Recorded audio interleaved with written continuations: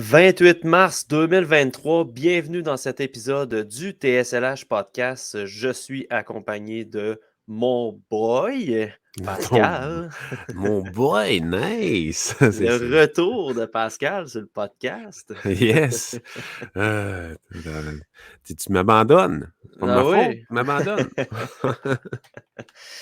Parce que dans le dernier épisode, j'étais avec Jess de TSLH également pour parler du Rocket. Puis les autres épisodes également, j'étais seul à moi-même avec les rapports hebdomadaires. Mais très content qu'on refasse un épisode à deux. Puis ça va être le cas pour les prochains parce qu'on embarque vraiment dans notre contenu repêchage 2023. Yes. Puis on va lancer le bal pour cet épisode avec un spécial gardien de but. Aujourd'hui, en fait, à la date de l'enregistrement, mais il est accessible sur le site web. J'ai sorti un top 10 des meilleurs gardiens selon mes observations pour le repêchage 2023. Puis, c'est ce qu'on va parler dans cet épisode-ci. Un épisode qui est une présentation de Barbe Noire. Donc, consultez le site web barbenoire.com pour toute livraison de viande fumée, du bacon, des côtes levées, des ailes de poulet, Bientôt du jerky. bientôt du jerky qu'on me dit à l'oreille. Donc, donc Je visitez leur comprends. site web pour tous les produits qu'ils offrent et qu'ils livrent directement à votre domicile. Et je vous rappelle que si vous voulez acheter une casquette à l'effigie de TSLH, vous pouvez consulter la boutique en ligne sur le site web. Le lien va être dans la description de l'épisode. Pascal, avant de commencer, je sais que j'ai assurément regardé plus de gardiens cette saison que toi à cause que je me suis vraiment donné ce mandat-là cette année pour le TSLH Espoir.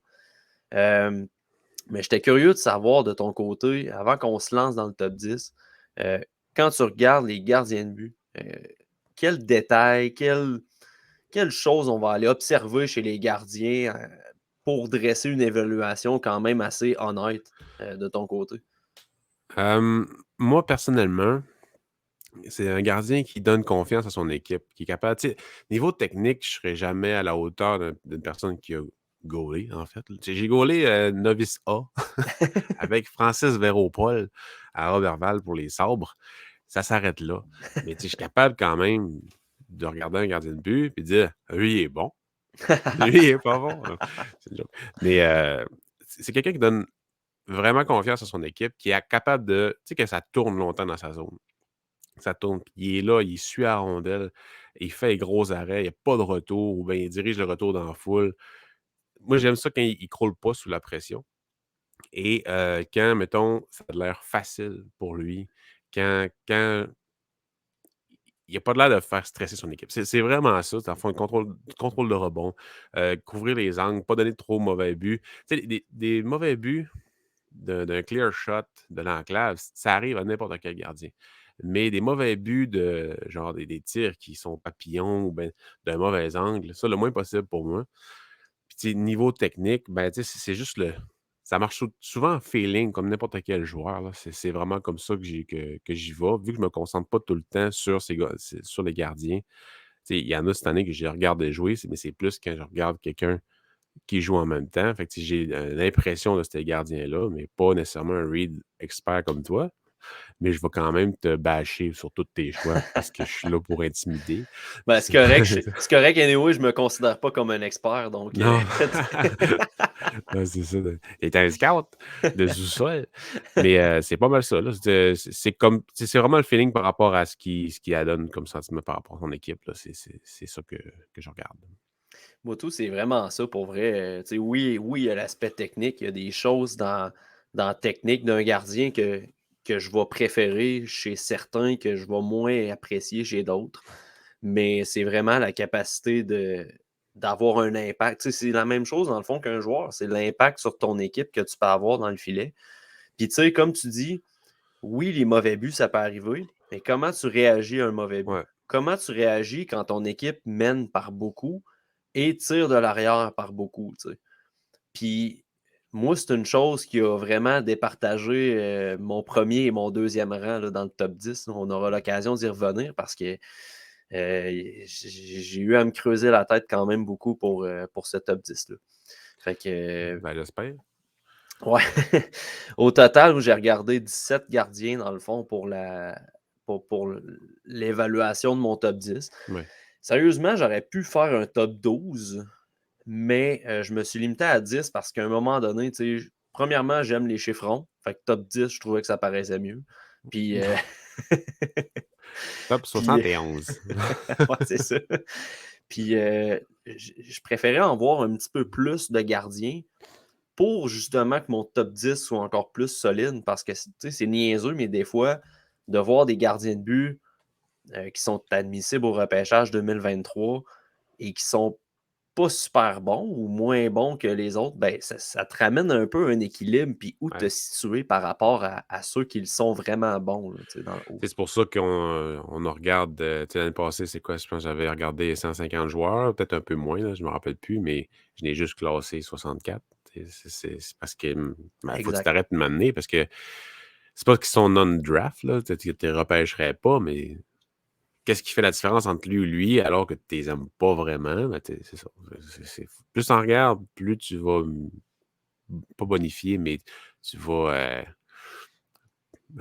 papier sablé, mais c'est pas ça que je veux dire, là. Tu vas.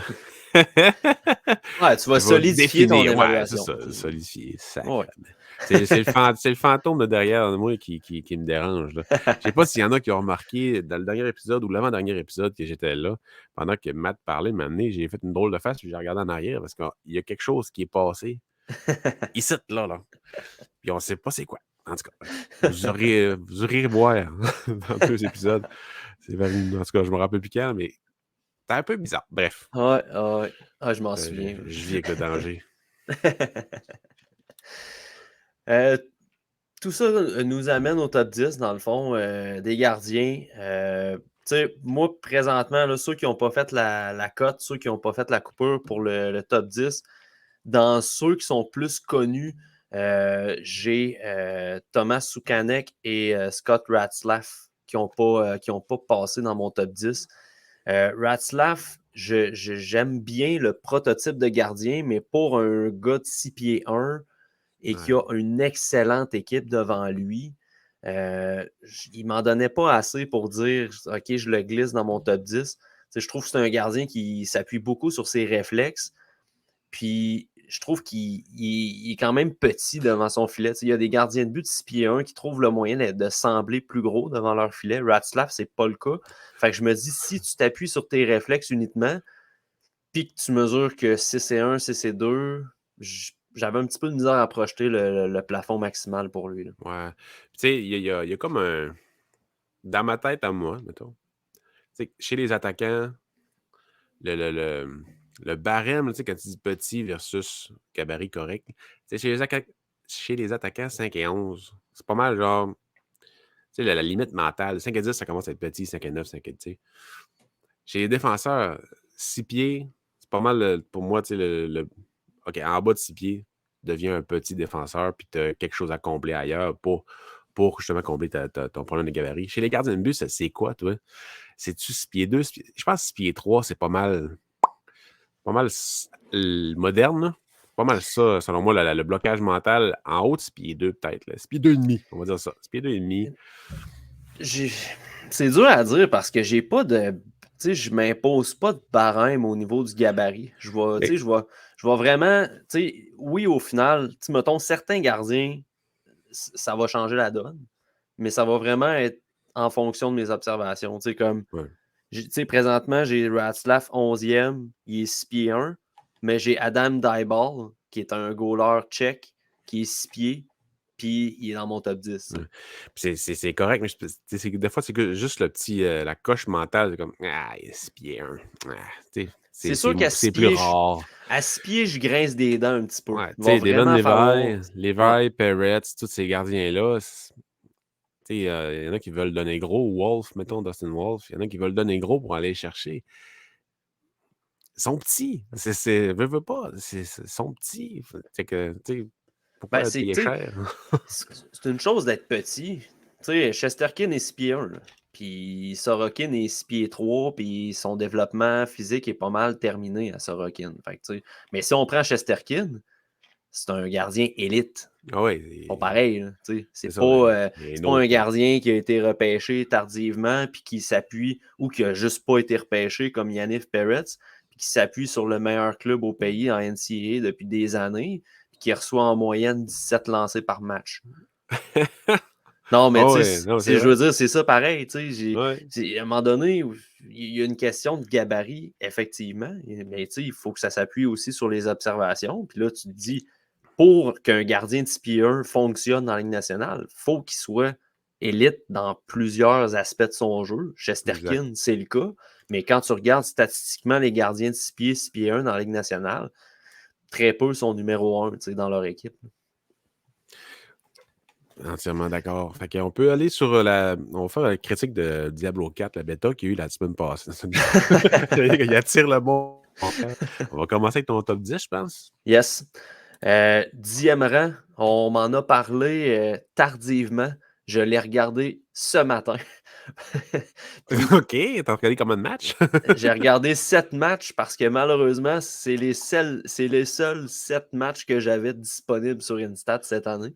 Puis, tu Euh, sais, pour parler au monde de 7 matchs, ça représente quoi, là, pour un gardien de but? Tu sais, c'est pas 7 matchs de 1 heure. Il a non, pas c'est fait ça. 7 heures de Non, non, visionnement non, non, non. aujourd'hui.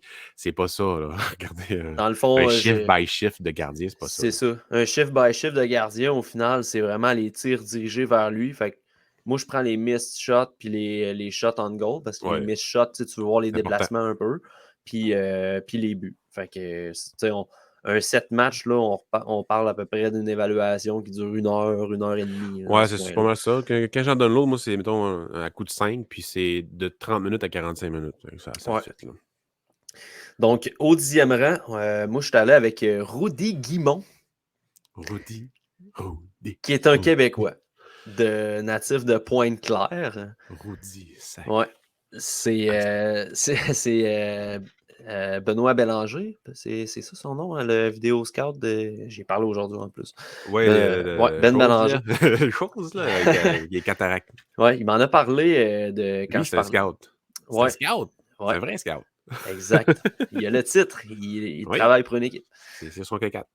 Puis il me parlait de Guimont, là, comme quoi, tu sais, de le surveiller. Puis parce que je parlais que je sortais un top 10 éventuellement. Puis, tu sais, je suis allé voir Elite Prospect. Je regarde pas les statistiques en soi, mais plus tu sais, le frame de gardien de but que Ouais, ouais. c'est. Un 6 pieds 3, 179 livres qui joue dans les high school aux États-Unis. Fait que je me suis dit, ben, tu sais, tant qu'à sortir un top 10, faisons-le comme il faut, puis allons voir ce Québécois-là du côté des high school. Ah Puis ouais. en 7 matchs, il m'a vraiment plu, honnêtement. C'est un bel hybride entre un gros gabarit puis quelqu'un qui s'appuie sur ses réflexes et qui est explosif.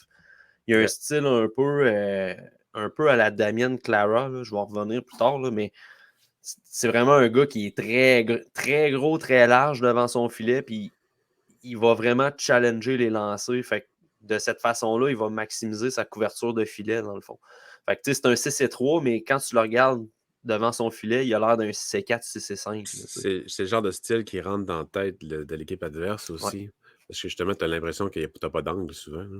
Tu sais, pas des joueurs vedettes, là, mais d'un corps d'une équipe. Tu sais, la plupart du monde qui se fie à leur travail et non pas vraiment leurs skills pour scorer, des fois, ça va les décourager, puis ça fait en sorte que ça fait un effet d'entraînement sur toute l'équipe. Ouais, puis à ça, j'ajouterais sur ton point, si tu te rends compte que défier le gardien avec un tir, ça ne fonctionne pas, ben là, tu vas être porté à faire une passe de plus parce Exact. que tu veux le faire bouger. Puis dans ce temps-là, ben là, ça peut créer des revirements, ça peut, tu sais, effectivement, ça peut jouer dans la tête de l'adversaire. Puis C'est un bon Price, point. puis Vasilevski, leur carrière, c'est ça. Ouais. Mais là, c'est pas une comparaison. Rudy Guimond n'est pas un Non, Kyrie non, je Price. sais. Mais je fais juste rajouter un peu de viande sur mes impressions sur l'effet d'un gardien de but qui joue gros. Ouais. Donc, non, beau prototype. Là, je connais moins les. Tu sais, je veux pas trop m'avancer là-dessus. Ma compréhension, c'est qu'il va aller jouer en USHL l'année prochaine parce qu'il est affilié à Yale, l'université de Yale, en 2025-2026. Puis il est dans les high school présentement. Fait que je sais pas comme l'étape entre les deux. J'imagine que c'est la USHL. Généralement, oui.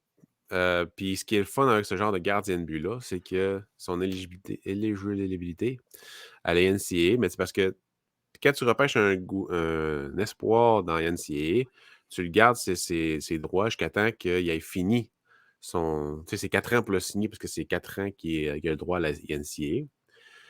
Si tu le repêches en USHL, c'est généralement 4 ans au complet, une année, c'est 3 ans. Une année dans la NCAA, c'est 3 ans. Puis s'il est dans les high school, mais c'est 5 ans que tu gardes ses droits parce qu'il joue une année dans la USHL, après ça, 4 ans dans la NCAA. Fait que, tu sais, pour une équipe, repêcher un gardien des high school qui a quand même du potentiel, c'est un gros plus, selon moi.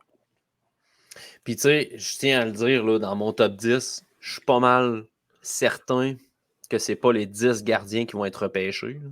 Ça se peut fort bien que j'ai des gardiens qui ne soient pas classés dans le top 10 puis qui soient repêchés, puis j'ai des gardiens qui sont dans mon top 10 qui ne seront pas repêchés. Ça se peut pleinement, mais notre travail est à long terme. Tu sais, moi, là, si dans 6 ans, le Canadien acquiert Rudy Guimond dans une transaction, m'a pouvoir vous dire qu'à son année repêchage, ben voici le prototype de gardien qui était. Puis on va suivre ça par la suite. Il y a quand même un nom de vedette. C'était Rudy, là, la légende Rudy. Puis Guimond, Olivier Guimond. Fait qu'il y a comme le nom parfait pour faire crier son nom dans la foule. En tout cas, bref. Moi, je dis que non, moi, je dis que ça va être une future vedette. Tout est dans les noms. 9e rang, j'en ai glissé un mot tantôt, gardien de la République tchèque, de la Tchéquie en fait, Adam Dybal, un gardien de 6 pieds, 165 livres. Il joue présentement dans la Extraliga du côté de la République tchèque. C'est un gars qui est né en septembre 2005, donc c'est un des plus jeunes du repêchage. Donc, tu sais, son 6 pieds ne me stresse pas particulièrement au niveau de son développement physique. Ouais. Je suis convaincu qu'il va continuer à prendre la shape et il va grandir également. C'est un gars qui a une très belle technique devant son filet. Très, très bonne mitaine aussi, puis qui gère bien ses rebonds. Mais tu vois, par rapport aux autres gardiens de la cohorte, c'est sûr que sa courbe de progression part de plus loin là, présentement. C'est un peu comme Guimond, là, d'ailleurs. Là. C'est des courbes de progression qui partent de loin, parce que Dybal, il a joué dans le fond, dans le calibre supérieur contre des adultes. Là. Puis il s'est fait lessiver. Je pense que tu en avais parlé quand tu écoutais le match qui s'est fait rosser. Ouais, d'habitude, il joue en U20, puis il a 17. Fait que c'est quand même déjà bien, puis il se démarque dans ce calibre-là. Il est allé jouer en Extraliga avec les adultes, puis il a perdu 12. Je pense qu'il a donné 11 buts. Là, puis, sérieusement, c'était un supplice de regarder ça, mais il faut le comprendre. Le kid, il n'est pas rendu là. C'était juste un indicateur. Oui, il a donné beaucoup de buts, mais il était très en retard sur le jeu. Les tirs semblaient trop puissants pour lui. On parle souvent que ces ligues-là, les ligues en Europe professionnelles, dans les pays, c'est pour mettons, un attaquant ou un défenseur, il faut faire attention, évaluer, parce que justement, c'est des ligues pas plus faciles, mais que c'est pas du calibre dans l'Amérique du Nord, comme la Ligue américaine ou la SHL, la Liga, en tout cas, bref. Mais pour un gardien de but, c'est complètement autre chose. Les réflexes, c'est la rapidité du jeu, la lecture du jeu, la vision du jeu, ils ne sont pas rendus là. Et ça a un impact incroyable comparativement à un attaquant. Puis un défenseur, c'est pire qu'un attaquant, selon moi, pour un défenseur.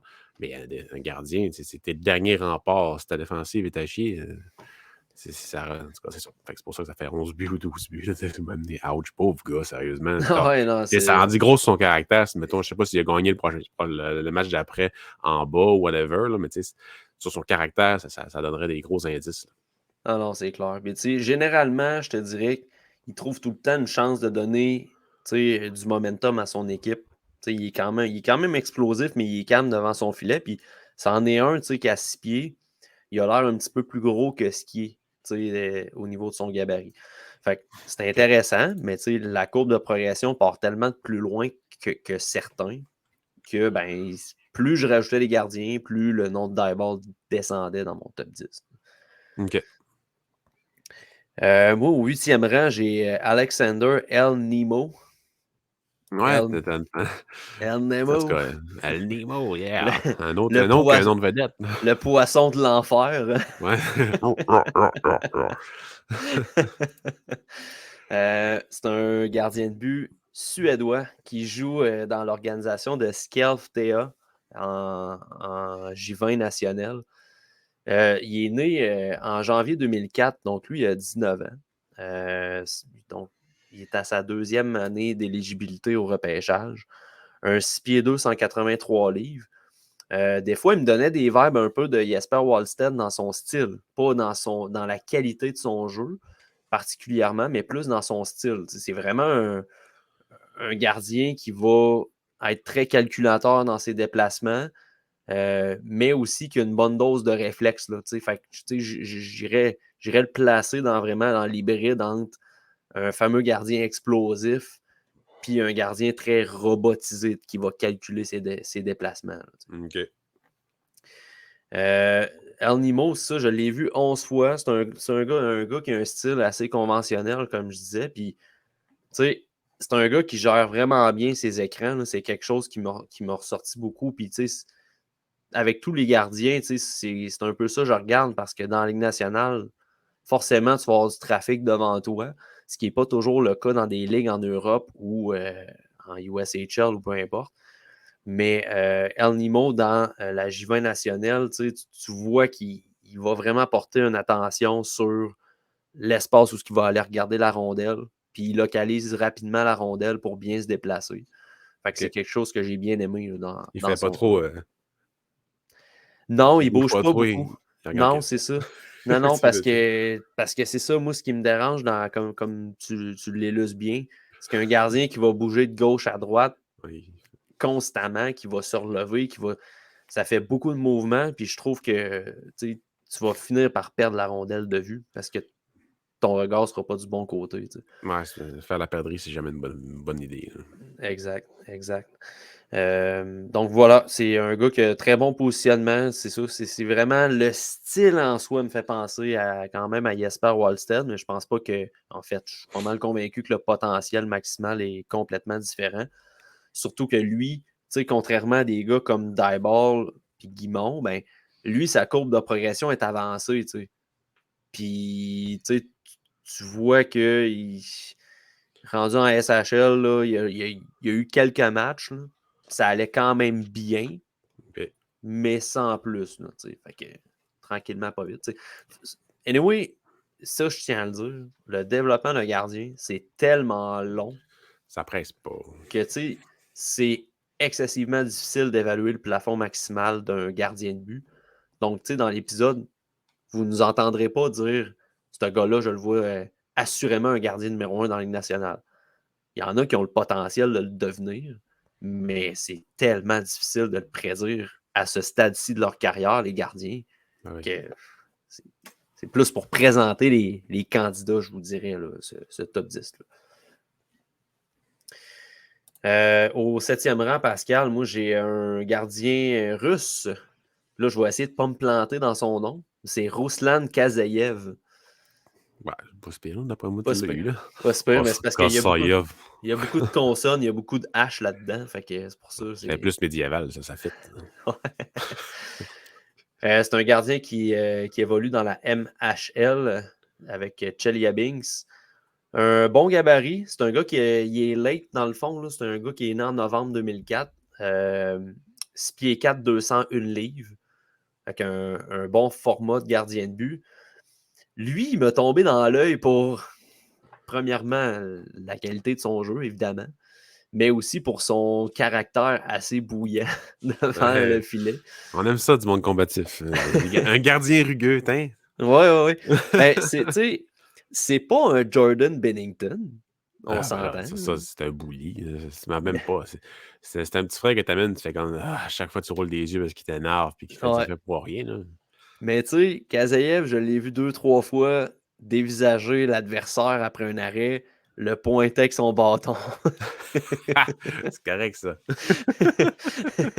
Mais tu sais, moi, on dit souvent, on peut pas apprendre à comment le joueur est humainement sans le rencontrer en personne. Ouais. Mais je pense quand même, fondamentalement, il y a des choses qu'on observe sa patinoire qui peuvent un peu dicter l'attitude du joueur. Là, Mm. Puis Kazayev, ben, avec ça, son attitude, qui pointe les adversaires, puis tout ça, ben, je trouve que appuyé avec le fait que quand il donne un but, il a l'air en sacrament après lui, jamais Ouais. après ses coéquipiers. Moi, ça m'indique plutôt que c'est pas un problème d'attitude, mais plus un Christy de Compétitif. bon gamer. Ouais, ça, c'est un gars compétitif. Là, Ouais. on aime ça, ça. Ouais, Moi, personnellement, beaucoup. j'aime vraiment ça. Au début, excuse-moi, je te coupe, là, mais au début de la saison, dans mon top 32, j'avais un Finlandais, Tuomas Ulonen. Mhm. C'est un profil, va pas long. Et il m'avait vraiment tapé dans l'œil parce qu'à chaque fois que je regardais Casper Altunen, c'était lui qui ressortait le plus à tous les niveaux. Même si c'était un ailier, il jouait super bien dans sa zone. Il faisait le transport de rondelles. En offensive, il contrôlait l'attaque.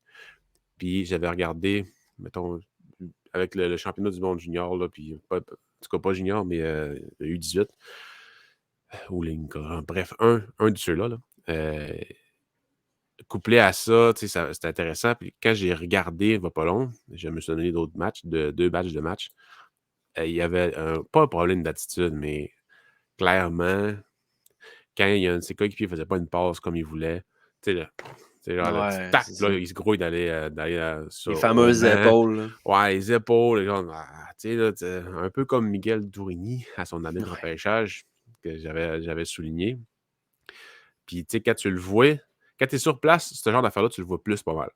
Ouais. Mais quand tu le vois en plus en vidéo, parce qu'il n'est pas encore en train de shifter là, avec un gars sur son banc, puis il le fait in-game. J'ai des gros problèmes avec ça, fait que je l'ai droppé dans ma liste, c'est sûr et certain, mais il demeure haut en deuxième ronde parce que j'apprécie son talent.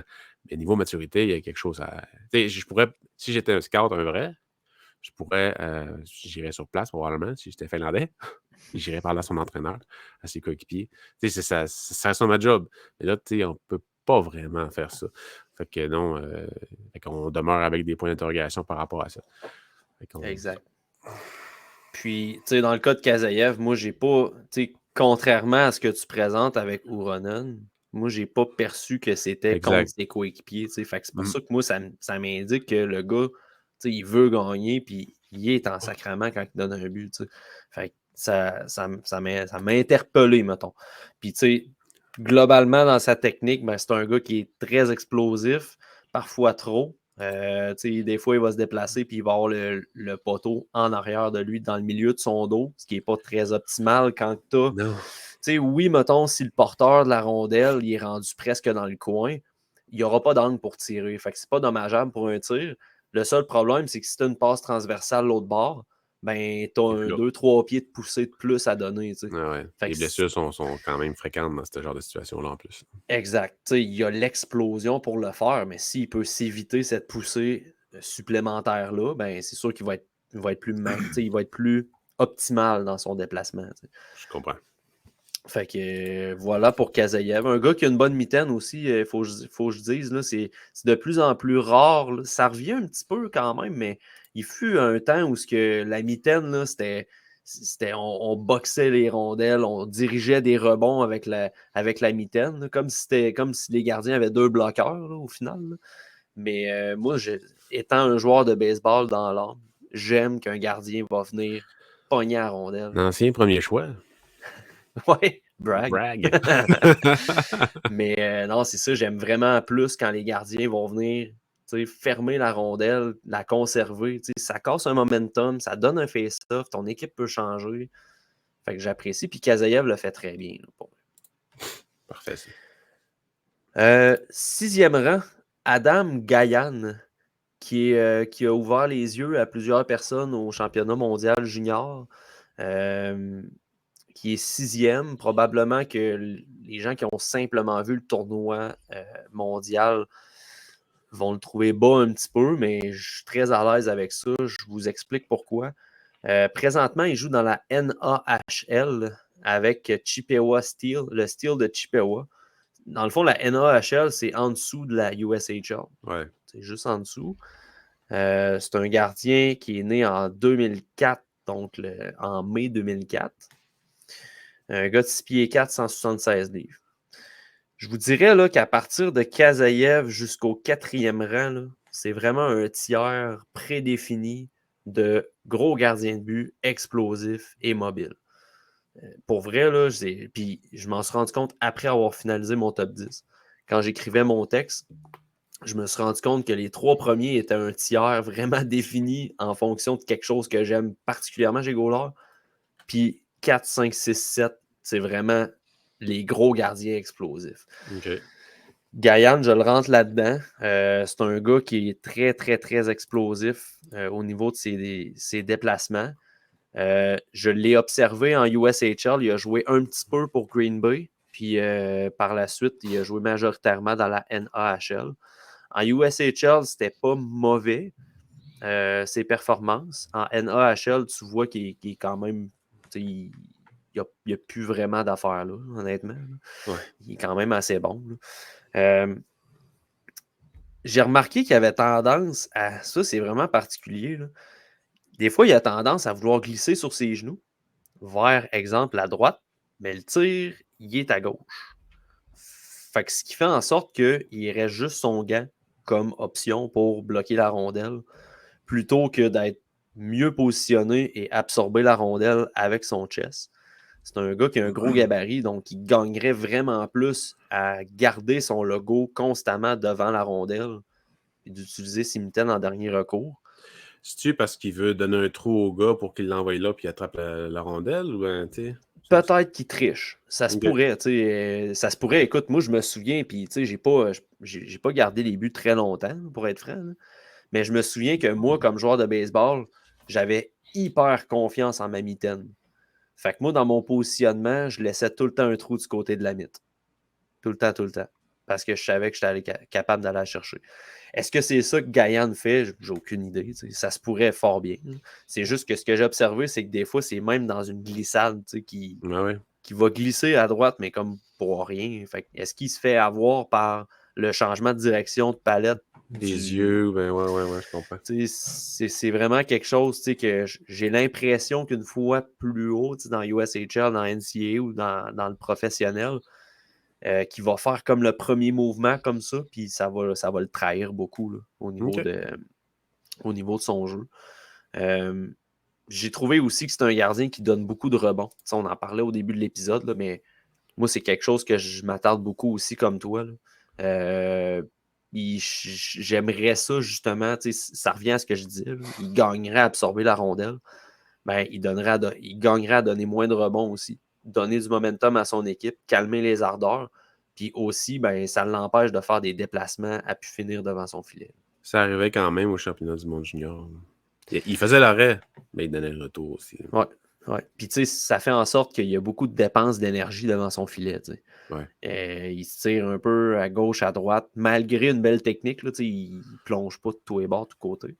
Mais c'est parce qu'à un moment donné, quand tu veux avoir une charge de travail considérable, devenir un gardien numéro 1, si tu es tout le temps pogné pour te déplacer à pu finir sur des passes transversales ou des rebonds sans arrêt, ben, tu n'auras peut-être pas l'énergie de suivre non plus un rythme de 60 matchs. Tes genoux non plus vont pas. Dans ton N, tes genoux t'offront pas longtemps non plus.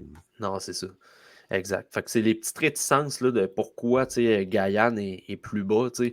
Je comprendrais les gens qui le mettraient dans un top 5 des gardiens de but sans problème. Pour vrai, j'ai vraiment pas de problème. T'sais, je le vois même comme une potentielle cible en deuxième, fin de deuxième, troisième ronde. Je serais pas surpris qu'il sorte en 4 non plus. Puis s'il n'est pas repêché, il sera pas repêché. Là. Mais commencer à parler de lui comme un choix de première ronde ou un début de deuxième à cause de ses performances au championnat mondial junior, ça, je suis moins à l'aise, là, je Ouais. dirais, d'aller jusque-là. Là, OK. 5e rang, on rentre dans le top 5. On y va avec Damian Clara, qui est un gardien de but italien. Ouais. Un Italien qui évolue du côté de la Suède avec Färjestad dans la JV nationale. C'est un gardien qui est né en 2005, donc janvier 2005. Puis, il mesure 6 pieds 6, 207 livres. Juste bien. Un gros bonhomme. Ouais, quand même pas pire. 207, c'est beaucoup d'os, mettons. Ouais, vraiment. Puis, j'ai vu avant que j'observe, j'avais le mandat d'observer. Je m'étais donné le mandat d'observer des ça, gardiens. il n'y a personne qui t'a donné ce mandat-là. Hein. Ouais, il y a juste moi qui se donne trop de mandats sur ce site-là. Mais j'ai vu que Hockey Prospect avait Clara dans le top 32. Je pense que c'était un petit peu après le temps des fêtes. Okay. Puis j'ai quand même été surpris pour vrai. Moi, je l'avais mis dans ma to-do list des gardiens que je voulais aller voir. Puis je pensais pas que ce gars-là allait ressortir dans un top 32 quelconque. Mais j'ai quand même compris un petit peu. Moi, j'irais pas jusqu'à le mettre dans mon top 32. Puis il est 5e dans mon top 10. Donc ça indique pourquoi je ne le mettrais pas dans mon top 32. Ouais, quand même. Mais j'aime bien le prototype pour vrai. Un très gros gardien de but qui prend beaucoup d'espace devant son filet, mais qui se déplace de façon très fluide et de façon très explosive. Fait que déjà, en partant, il y a des qualités très intéressantes comme projet pour amener vers le hockey professionnel. C'est un gars qui joue dans le J20 national, mais il a joué aussi en Allsvenskan, puis ça a vraiment bien été. Il a connu des bons matchs dans le niveau supérieur aussi. Fait que, des fois, quand je parlais de la courbe de progression, de développement d'un gardien au début de l'épisode, il y en a qui partent d'un petit peu plus loin. Mais Clara est né en 2005, puis tu vois déjà que dans le calibre supérieur, il est capable de tenir son bout. Fait que ça devient intéressant pour lui. Là. Ben oui. Ouais, ça donne des bons indices. Tu sais que souvent, quand tu es gardien de but ou chez les joueurs qui jouent juste à un niveau, comme en CHL, dans le fond, tu es comme.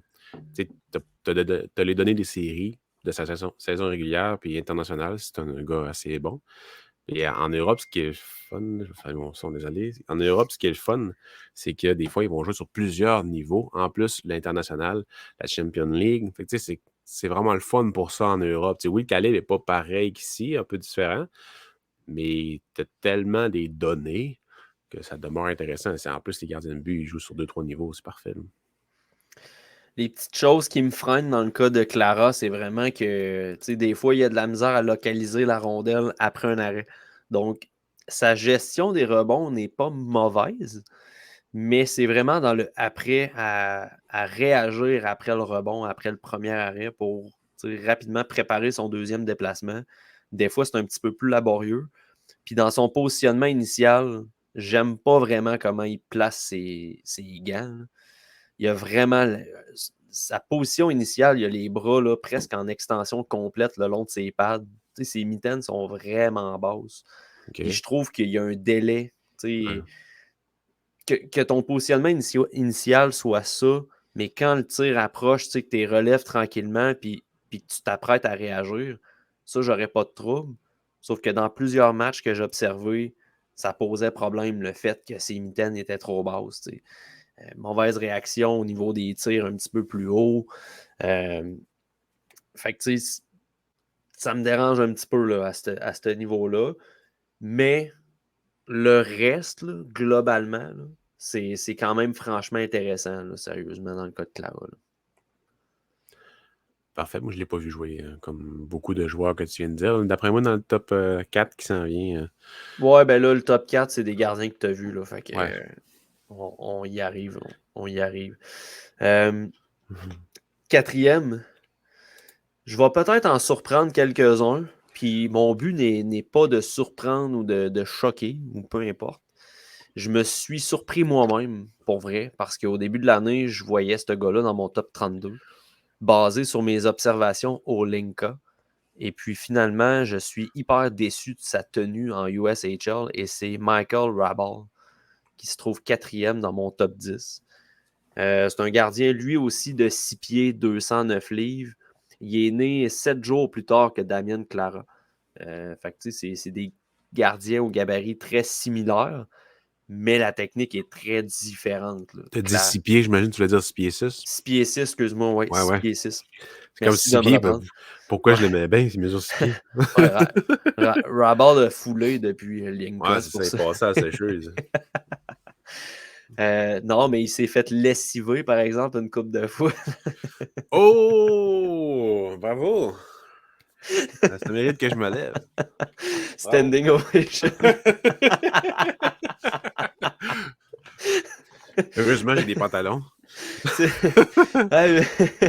Attends un peu, je pense que j'ai de quoi pour appuyer cet excellent gag.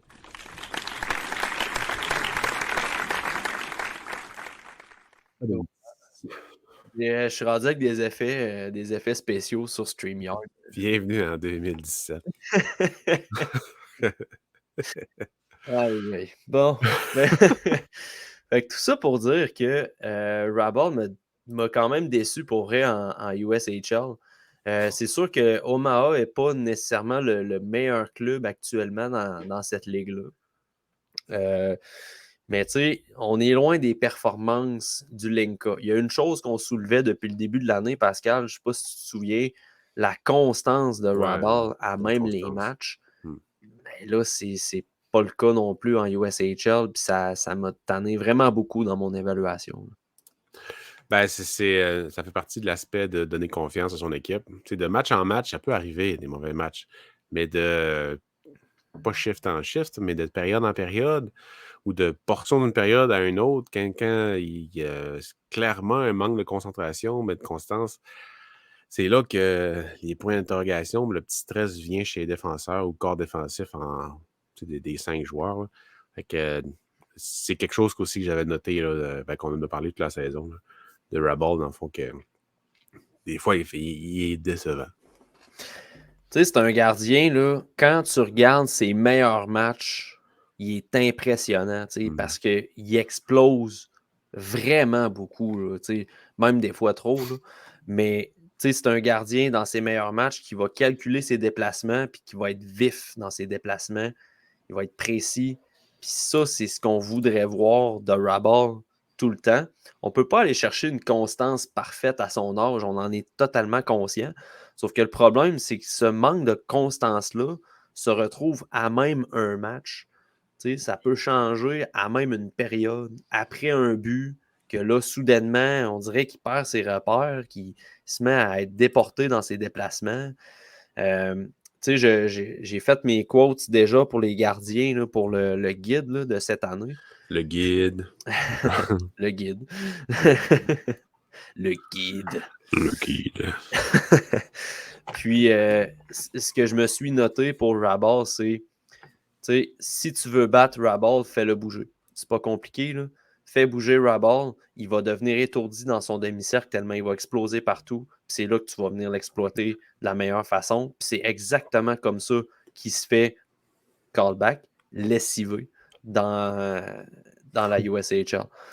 Fait que c'est. Tu sais, des fois, j'ai l'impression aussi qu'il essaie de suranticiper le jeu. Là. Il fait souvent le premier geste sur le porteur. Il va se mettre à genoux rapidement, puis après ça, il va essayer de rattraper. Il y a l'explosion pour le faire, mais à un moment donné, quand l'adversaire comprend ce qu'il fait, ben, comme je viens de le dire, tu le fais bouger, puis c'est terminé. Rabal est battu. Ouais, quand un gardien de but de ce style, dans le fond, pas qui panique, là, mais qui explose trop, ben whatever, qui devient prévisible dans ce niveau-là, ben c'est ça, tu peux trouver des façons, des stratégies pour le battre. Puis ça va être encore plus exacerbé en AHL puis dans le national de hockey. Mais quand il est prévisible parce qu'il est calme, ben c'est là que là, toi, dans ta tête, il faut que tu essaies des affaires pour le battre. Fait que, tu sais, c'est comme complètement différent si tu es calme que si tu es trop, trop, trop actif devant ton net. Fait que, faudrait qu'il donne moins d'indices à l'adversaire, justement, en restant pas mal plus calme. Puis je suis complètement d'accord avec toi. Je pense que c'est quand même un gardien qui pourrait avoir un potentiel de gardien de but numéro 1 dans la Ligue nationale, qui pourrait, rien de cimenté, comme je disais tout à l'heure. La seule chose, c'est que moi, Rabal, il me donne beaucoup des vibes de Jacob Dobush à son année repêchage. Puis c'est pas parce que les deux sont tchèques, puis qu'ils jouaient pour Omaha. Pour Fait que Omaha, c'est ça. c'est étrangement drôle que cette comparaison-là sorte, mais je trouve quand même qu'au niveau du jeu, au niveau du style, au niveau de l'explosion, la surexplosion, la suranticipation du jeu, deux gardiens avec des gros gabarits très athlétiques. Mais tu sais, Dobush, c'est un choix de quatrième, cinquième ronde. Cinquième ronde. Dans ces eaux-là, je pense que c'est 5. sais, Daubesh s'est très bien développé, puis je pense qu'on peut aspirer à quelque chose de bien dans son cas, dans son potentiel, mais ça, on a été capable de le dresser 3 ans après, tu sais. Parce qu'à son année repêchage, ben, il y a beaucoup de. Rabal a beaucoup de Daubesh vibe là, présentement. Là. Fait que je dis pas que Daubesh va sortir en 5e ronde. Vraiment pas. Rabal. Tu as dit Daubesh, mais tu l'as dit Rabal, mais c'est en 5e ronde que Ouais. Daubesh est sorti. Rabal, je pense pas qu'il va sortir en 5e ronde. T'sais, je pense quand même qu'il pourrait sortir en première ronde ou en 2e ronde. Parce que, au final, on en a parlé souvent dans le podcast.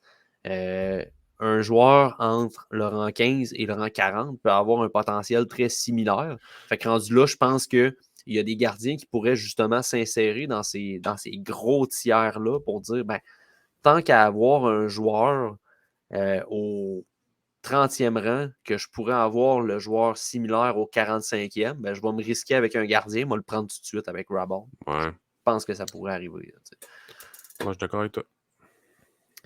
puis ça, c'est le cas aussi pour les 3 autres gardiens qui s'en viennent. Quoique, moi, personnellement, Rabal, j'attendrai en 2e ronde. Les 2 premiers de mon top 10, j'aurais pas de trouble à les prendre en première ronde. On y reviendra. Mais au 3e rang, moi, j'ai Trey Augustine, le gardien du programme national américain, qui n'est pas un gardien qui me plaisait énormément à première vue, mais c'est juste que le programme, le gros problème avec ça, c'est que tu as 10 joueurs à observer en même temps. Ouais. Fait que moi, je regardais pas tant Augustine quand je scoutais les Will Smith, les Oliver Moore, les Danny Nelson, Ryan Leonard, tout ça. Fait que c'était dur comme d'évaluer comme il faut Augustine. Puis là, ben, pour mon top 10, j'ai vraiment juste pris ses séquences à lui. Puis j'ai vraiment apprécié le potentiel et le gardien technique qu'il est. Là, Un bon guerrier dans sa façon, je trouve. C'est comme. Il lâche pas, tout en restant vraiment sharp. Que c'est 2 bonnes coches, sa liste. Là.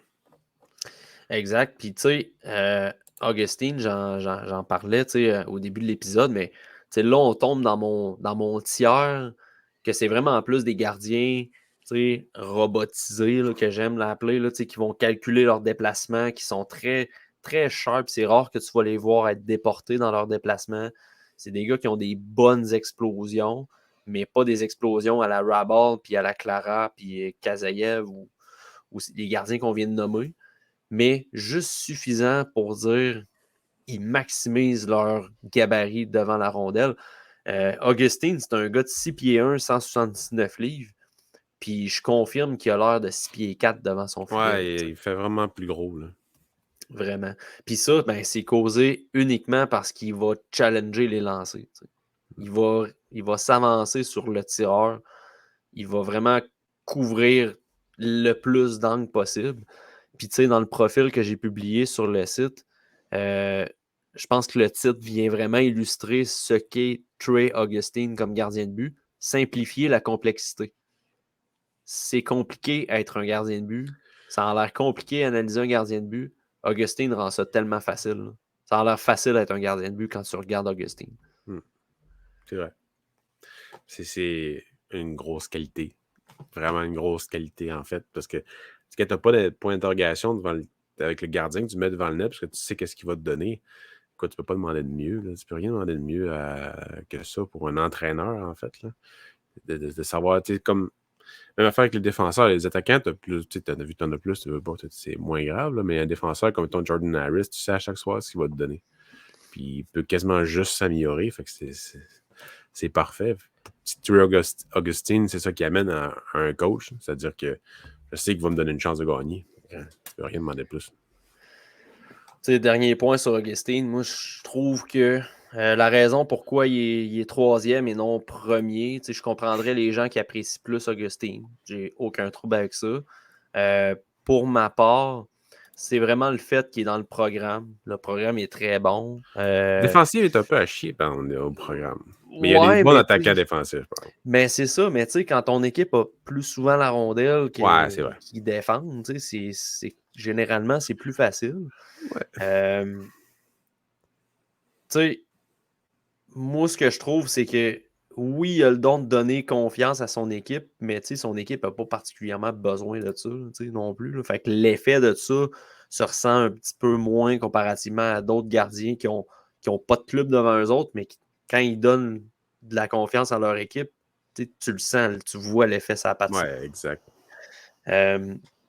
Est-ce que Augustine peut être un partant, un auxiliaire dans la Ligue nationale? Ça, bien malin, celui qui va me dire sans se tromper qu'est-ce qu'il va devenir. Mais chose certaine, c'est que Trey Augustine, ça prend vraiment des tirs élites pour le battre. Tu ne le feras pas sortir de sa position comme Rabal. Il va constamment garder un bon positionnement. Fait que ça prend des tirs élites pour le battre. Puis la raison pourquoi son potentiel est peut-être pas, à mes yeux, aussi élevé que certaines personnes qui le verraient comme le meilleur gardien de la cohorte, c'est que juste avoir ses performances contre la Suède et le Canada, ben, au championnat mondial junior, il en a affronté des tirs élites. C'est un petit peu plus difficile dans son cas.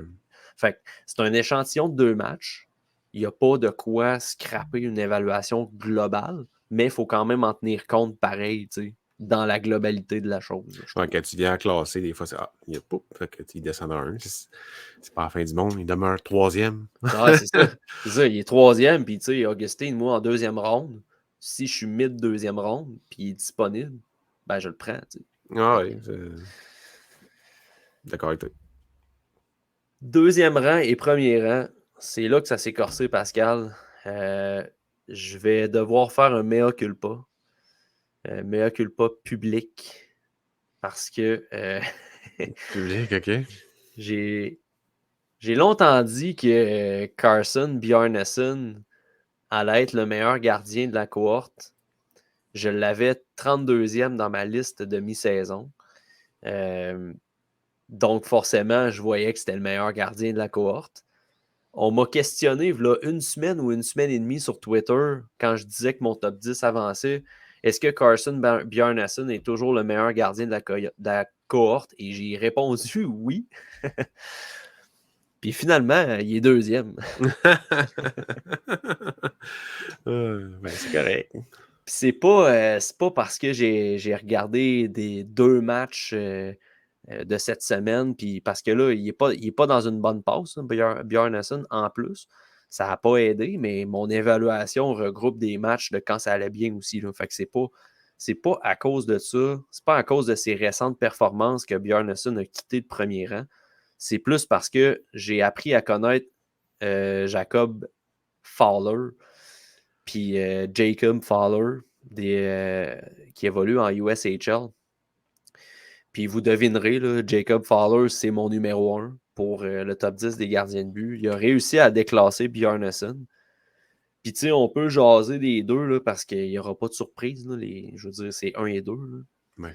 La raison pourquoi Bjarnason a passé derrière Fowler, c'est exactement le point que tu amenais au début de l'épisode, Pascal. Donner confiance à son équipe et tuer le momentum de l'adversaire. Fowler, c'est une qualité élite dans son jeu. Tu sais, tu m'en as parlé, j'ai dit, je le connais pas. Puis là, ça m'est popé le nom Fowler, puisque Cam Fowler. C'est pas le gardien, là, j'ai oublié l'équipe. Là. C'est pas le gardien de telle équipe. C'est quelle équipe qui joue? Il joue avec Youngstown, avec Ouais, il y a William Youngstown. Whitelaw, Ouais, puis avec Martin Martin. Michiak. Ouais, avec Martin Michiak. C'est pas le goaler de Martin Michiak puis Whitelaw. Il dit oui, ouais, c'est clair. Ouais, dans les matchs que j'ai regardés de ces espoirs-là, à chaque fois, il faisait des gros arrêts ou bien il tuait le momentum, comme tu dis, là, de l'adversaire après que ça tourne dans sa zone. Puis il demeure calme, se fait à pas, arrête, gobe la rondelle, ça finit là. Fait que, je ne l'ai pas classé, whatever, mais je suis d'accord avec toi que il y a du potentiel chez ce gardien-là qui mérite de plonger un peu plus dans son talent. Oui, vraiment. Puis, au niveau de la gestion des rebonds, là, c'est vraiment élite. Là, on parlait tantôt d'absorber la rondelle et la conserver avec soi. Mais Fowler le fait excessivement bien. Bjarnason le fait bien aussi. C'est juste que le problème avec Bjarnason, que j'ai. On en a parlé dans notre podcast de 5 heures, là, notre liste mi-saison. Je vais dormir. Non, mais on en a parlé au début. Au début. Je dormais.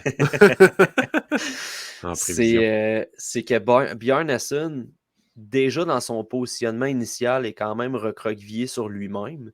Puis quand il s'amène sur les genoux, donc en style papillon, il se recroqueville encore plus sur lui-même. Fait que sa couverture au ras, le sol, est excellente. Il voit bien la rondelle au ras, le sol, mais quand le tir est décoché, là, j'ai vu que c'était problématique. Il a donné beaucoup de buts au-dessus de ses épaules. Puis ça me dérange quand même pas mal, là, je dirais. Là. C'est des points techniques, ça peut se corriger, il n'y a pas de trouble. Souvent, c'est un réflexe, c'est ça qui est tannant. C'est quand même dur à péter. Hein. Ouais. Puis je te dirais que le gros game changer aussi, parce que l'aspect technique, Fowler, là, niveau technique, il est très, très, très à la coche. C'est un style qui me plaît énormément. Là, mais Bjarnason a sensiblement le même style malgré son petit red flag de positionnement initial. Là. Mais le gros game changer, outre la gestion des rebonds, c'est vraiment la réaction du match en cours.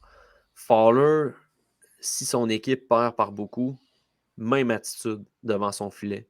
Il va challenger les tirs. Il va continuer d'essayer de donner une chance à son équipe. Il va continuer de conserver les rebonds. Ça serait facile, là, quand le score est plus serré, de juste diriger les rebonds vers le coin, puis la défensive s'organisera. Non, Ouais. il continue d'être un gamer. Il continue de donner une chance à son équipe de revenir dans le match.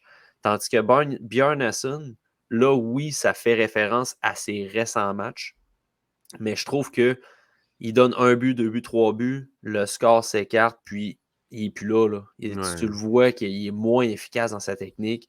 Ses déplacements sont moins bons. Fait que cette petite constance-là, cette petite. C'est pas un problème d'attitude, là, mais les réactions devant l'adversité a fait en sorte que j'ai grimpé Fowler par-dessus Bjarnason.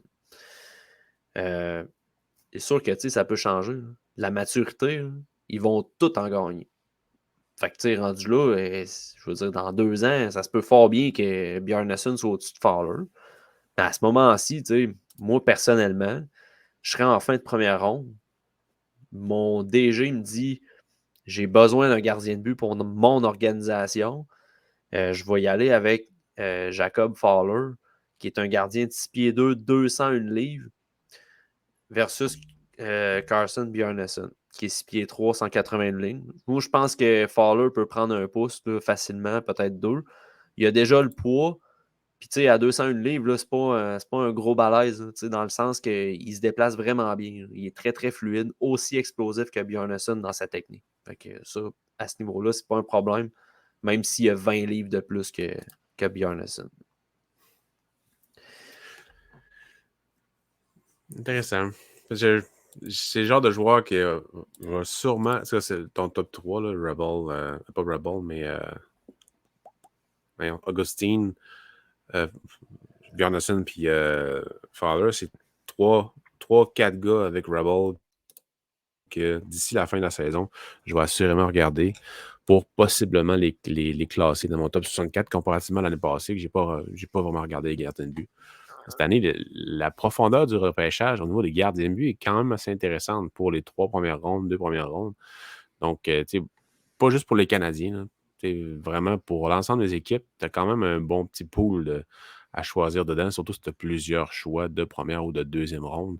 Donc, j'ai bien hâte de voir ça. Puis Fowler, je n'ai jamais mis vraiment, genre, oui, j'aime ce prospect, mais quand tu me parlais de lui, puis j'ai pensé à l'équipe, ce gardien-là, il est dans sa coche que je regarde les matchs. Là. Fait que c'est le genre de gars que probablement que je vais aller vraiment regarder des matchs complets, pas complets, mais des shot by shot de ce joueur-là pour voir justement les classer comme il faut. Ouais, il en vaut la peine, vraiment. Là. Puis, tu vas voir positionnement exemplaire, gestion des rebonds, élite. Écoute, moi, à ce moment-là, j'ai aucun problème à le placer premier. Fait que, malheureusement, j'ai dû revenir sur ma parole concernant Bjarnason, mais que voulez-vous? C'est des choses qui arrivent. Je n'avais pas vu Fowler quand j'avais regardé un petit peu William Whitelaw, je crois qu'il est dans cette équipe-là, puis Oui, Andrew Whitelaw, Michiak, puis Stratman aussi. Strathman, ouais. Je les avais regardés en shift by shift, fait que j'ai pas porté attention à Fowler particulièrement. Mais j'étais allé me downloader vraiment un 10 matchs de lui, pur et simple, là, juste de lui. Là, puis j'ai vraiment, j'ai vraiment été, j'ai vraiment été impressionné de ce gardien-là. Puis, tu sais, je pense qu'il est 6e dans la centrale de recrutement pour les Ouais. gardiens nord-américains. La centrale de recrutement adore les gabarits. Ouais. C'est vraiment, vraiment quelque Mais, chose, là. mais ce que j'ai remarqué, tu sais, pour faire mes profils, je regardais tout le temps les gardiens étaient classés où au niveau de la centrale. Puis, tu sais, je voulais pas dévoiler mon rang de top 10 parce qu'il était pas sorti. Fait que je faisais juste donner le rang de la centrale. Ouais. Puis, ce que j'ai observé, c'est qu'ils ont beaucoup d'overagers dans le haut des listes de la centrale. Puis moi, ben, pour mon top 10, j'ai pas regardé les overagers. À un moment donné. On t'a pas regardé Olivier Adam? Le gars, il revient sur. Tout le temps sur Oliver Adam, qui a une excellente saison à part ça. Oui, très bonne saison, effectivement. Sûrement Hey, avoir j'ai un pensé à try-out. toi tantôt à l'entracte du premier match de Sean Farrell. Daniel Brière avait de très bons mots pour Alexis Gendron. Ah ouais, Alexis Gendron, mon boy, la Q. Ouais. Toute qu'une saison, encore une fois, toute qu'un marqueur de but. Là, j'ai hâte de voir au prochain niveau, même s'il est petit. Très bon joueur. Yes. Donc, c'est ce qui met fin à l'épisode spécial gardien de but du repêchage 2023. Si vous voulez consulter la version écrite du top 10, vous pouvez le faire sur le site de toutsurlhockey.com. Pascal et moi et Seb également, on a commencé à publier des profils de joueurs sur le site dans la section TSLH Espoir. J'ai plusieurs profils de gardiens de but qui sont disponibles. Pascal va enchaîner avec des profils de joueurs. Moi J'ai aussi. commencé un peu au niveau de la Finlande, puis on va un peu se partager les profils là, tranquillement, C'est pas ça. vite. On va te donner celui-là que j'aime pas. Là. On va s'amuser. On va s'amuser. Oui, beaucoup de contenu qui s'en vient. Puis, n'oubliez pas de nous suivre sur toutes les plateformes, donc Twitter, Facebook, pour ne rien manquer du contenu repêchage. Abonnez-vous au podcast également en audio ou en vidéo sur notre chaîne YouTube. Puis, on se revoit dans un prochain épisode, Pascal. Yes, sir. La loterie s'en vient, mais d'ici là, Oh. parce que la loterie, on va faire un épisode en direct pour l'événement. Oh oui. Mais d'ici là, on va assurément sortir un autre épisode où c'est pas deux. Là, On avait fait un l'année passée aussi. On a dit Yeah, Shane Ryan! Non. Exact. Mais là, cette année, ça va être Yeah, David Reinbacker! C'est correct, là. Mais... En tout cas. Donc, merci d'avoir été à l'écoute. Et on se revoit dans un prochain épisode. Salut tout le monde.